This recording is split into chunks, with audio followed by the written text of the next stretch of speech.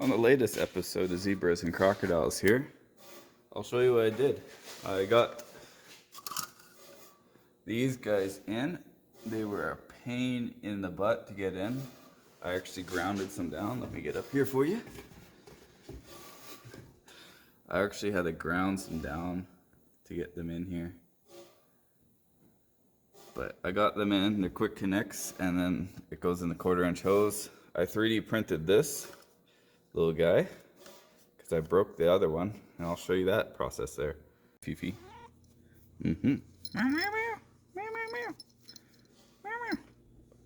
Okay, so here's the original shifter cover. I broke it because it was already cracked and fragile. I did one repair a while ago, but as you can see, it wasn't worth it. So what I did is I did a bunch of measurements on the shifter, and here is prototype number 1 with the 3D printer. I printed it too thin. I ended up breaking it to get better measurements, but these are the two pieces here, just to get a quick fitment test. Here is prototype 2.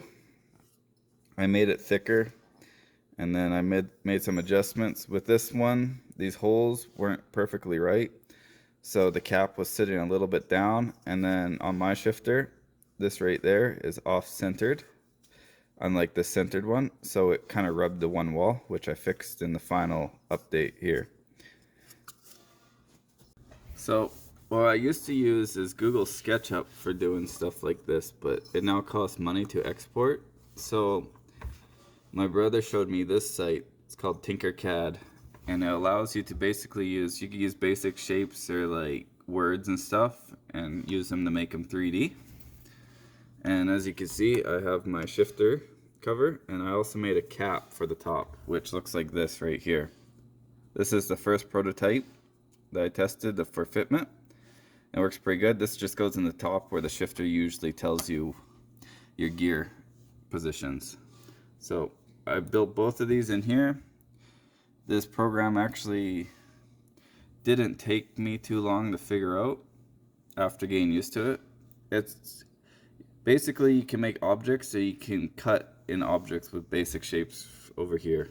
I'm not going to give you a tutorial, but I'm going to kind of go through my process. So with this thing, we can place down this guy, and as you can see, it got all my heights and my widths and stuff. I made this 2.5 millimeters thicker than the original. It has a cut in there, and I can go back through the process to kind of show you. So there we went back one, and this is the outer shell, and then the inner shell that makes all the cuts within that solid block there. And if we keep going back, it shows the cut of these two pieces to make those two different things, because that's kind of a slant and that's a cylinder. And we can keep going back. That turns it whole, and then all these pieces can be taken out. And it's just basically cuts and solids. And it makes all these different pieces. You put them together, and then I make a big cut into the final product. I don't know how to get more in depth than that, but that's kind of how that process goes. And then I take calipers and measure everything multiple times, send it off to my brother, which has a 3D printer. And I'm not an expert with 3D printer stuff myself. My brother took a while to set it up, but it turns out pretty good. Like this.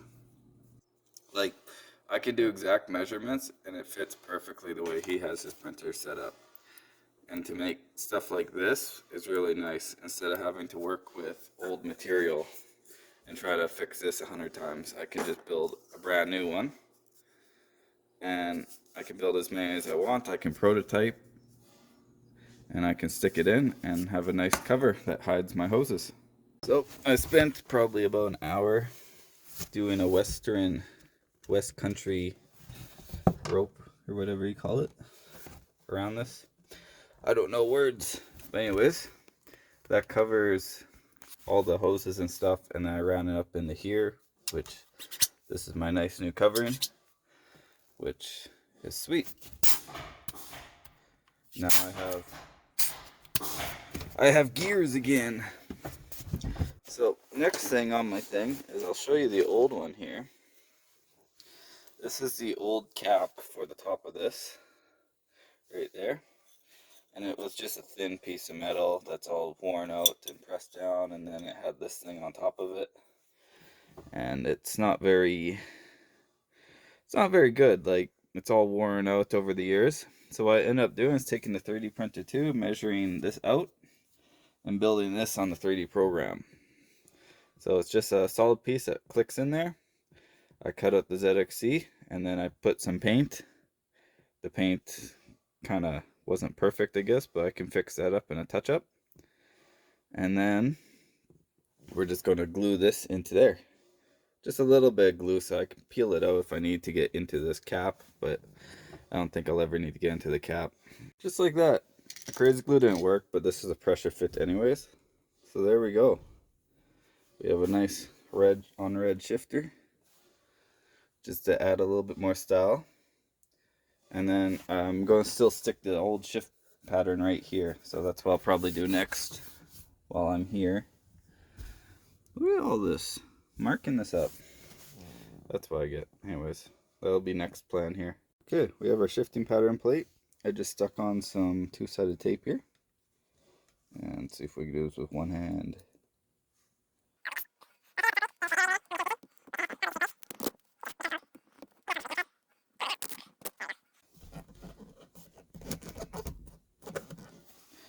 Just like that, we know our shift pattern again.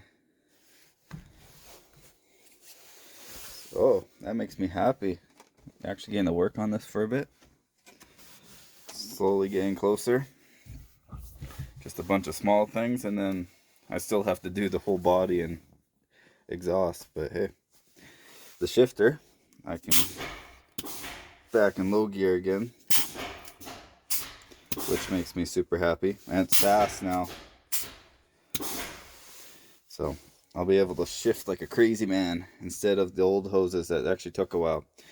They go to relays, which little hoses are supposed to go faster, but they're actually slower activating the relays. So this makes me happy. Those are back together, tear corded down, so it's all nice and clean, because I want those hidden. I could have made this a little bit better. It's a little tight on this side, just how the shifter is to the pipe, but all good. So what I did is I got this from Princess Auto. If this doesn't end up working out as a spacer, it's just hard rubber. If it doesn't work out ending up as a spacer for these guys, I'll replace them with aluminum. But what I did is I added a 1/2 inch to each one, because then now it's equal to where I want to set it. It has 2 inches of play up and down, which should be good enough unless I'm doing some crazy bumps. But yeah, each one has a 1/2 inch. I reset the suspension so it's all level.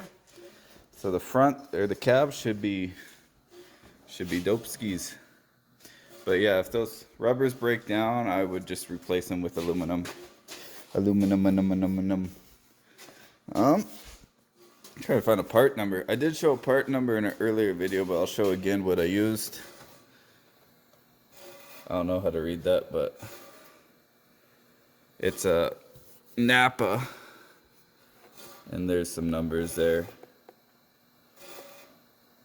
Anyways, also I'm getting a hookup for a flipped cabin bag. I've been noticing a lot of lowered vehicles, they'll actually have these in reverse instead of the cabin, so I won't have this getting caught up with rocks. So I'm going to source some of those, like from like a lowered Volkswagen or something. They make them so they're the other way around, and I should have small enough bags to go in there. And then I'll see what these are going to be like, because these have a weird little mount compared to a normal bag. But these are holding air right now. In the future, if they pop, I will figure out how to get a new bag in there. But right now, they're doing all right.